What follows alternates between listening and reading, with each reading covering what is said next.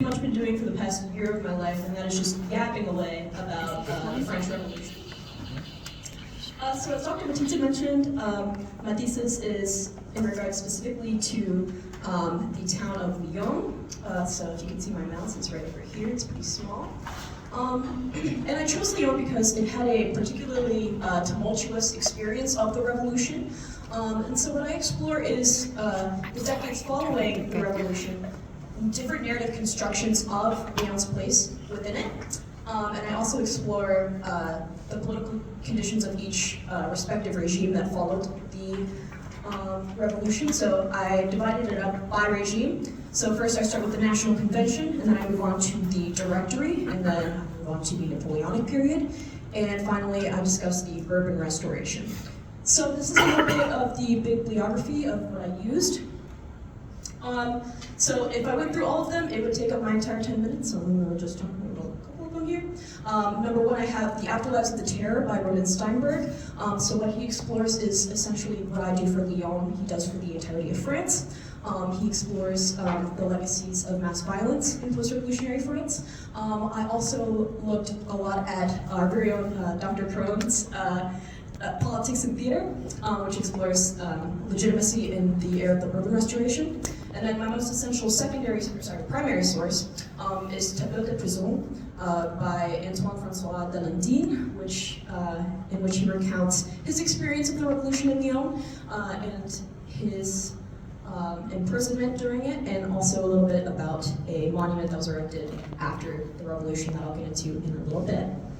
So my central questions, I answer, how did initial manifestations of commemoration reflect the social and political conditions of post-revolutionary Lyon? Why did commemorative activity diminish during the Napoleonic period, only to return during the Urban Restoration? And how can different narrative manifestations of the revolution be explored through commemorative events in Lyon? So Lyon's experience of the revolution, as I mentioned, was quite tumultuous. After a coup in Paris, there were rising concerns with Paris's over-centralization, and so Lyon had a federalist revolt against Paris. They executed the prosecutor of the Commune, Joseph Chaudière, they guillotined him, and so that split from Paris caused a major rift, and they prepared to lead an insurrectionary force against Paris. They appointed General Perrin de Passy, who was a royalist. So it was really interesting that this royalist was leading a majority of Republicans, which was the main ideology of the revolt. And so Lyon was sieged by Paris. They surrounded the city on all sides and implemented a brutal committee of public safety that committed a series of massacres at the head of the terror. The bodies of those victims were dumped in a mass grave at Breteau, which is right over here. So, like I mentioned, my main primary source is Delandine's Tableau de Prison. But since there's so very little written in this post-revolutionary era, our understanding of Lyon during this time is very much colored by his perceptions. Like I mentioned, he was a royalist. He was arrested during the terror. So obviously he's going to have some of his own opinions about the revolution that's going to influence his writing. He also authored the inscriptions of a very important monument that was inaugurated in 1795, which was the year that Napoleon was guillotined. So the inaugural ceremony for this cenotaph was attended by families of the victims who had died during the Reign of Terror in Lyon. 3 weeks before the inauguration of this cenotaph, there was a series of prison massacres. A group of armed men who broke into a variety of prisons and massacred those that they had identified as Jacobins. And so this sort of stark contrast between like a commemorative event and a series of massacres really shows just how contentious this period was. And it was destroyed not even a year after its inauguration by unknown hands. So that kind of adds that incendiary sort of nature of commemorating the revolution. So when Napoleon came into power in in 1799, apparent silence fell over France regarding the revolution, and this is by design. Napoleon conceived of himself as being a son of the revolution, and therefore we don't need to talk about it. We can bury it in the past. And this is demonstrated by a novel that was released in 1800 called Le Cimetière de la Madeleine, and that's referring to one of the masquerades in France. And it features a conversation between the Abbé Edgeworth and the protagonist. And the Abbé Edgeworth was Louis XVI's confessor at the time of the regicide. And so this book was super incendiary just in its recollection of the revolution. And the Napoleonic government actually went around France and seized every copy of the book.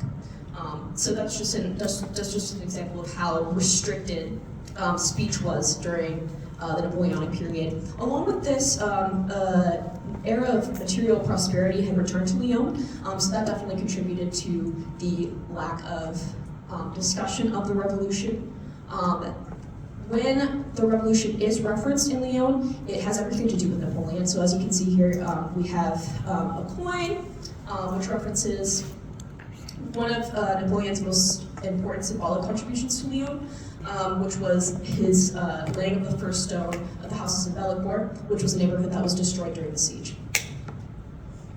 So when Napoleon fell from power in 1814, he comes back briefly in 1815, but for the purposes of this thesis, it doesn't really matter that much.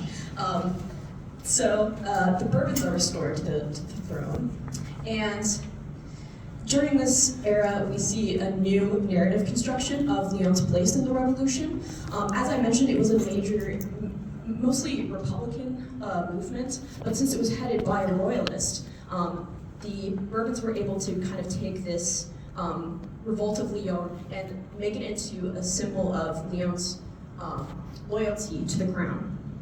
And it coincides with a period of religious revival. And so, in 1814, when the brother of the king was traveling through Lyon, Delandine, as I mentioned previously, and Cochet, the individual who had created the original monument, approached the brother of the king and said, we would like to have a new monument inaugurated because ours was destroyed, and since we are now in a period of, sort of remembrance re-emerging, they wanted a new one. And so this new monument was heavily funded by the royal family, which is kind of just shows you how much of the narrative construction was created by the royal family. And so what's also interesting about this new monument is that it takes the form of a chapel. And so what that tells us is a little bit about how religious groups sort of worked alongside the Bourbon government in order to kind of reestablish the old institutions of pre-revolutionary France. And it represents the utilization of the revolt of Lyon for political ends. And so I found that commemorative activity in Lyon in the decades following the revolution was deeply intertwined with the political conditions of each respective period. Narratives of the revolution changed dramatically depending upon the regime, and dominant political powers utilized memories of the revolution and the contentious nature of Lyon's place in that history for political benefit. Commemoration thus reflected the predominant narratives of the revolution and political power structures of each period. Thank you.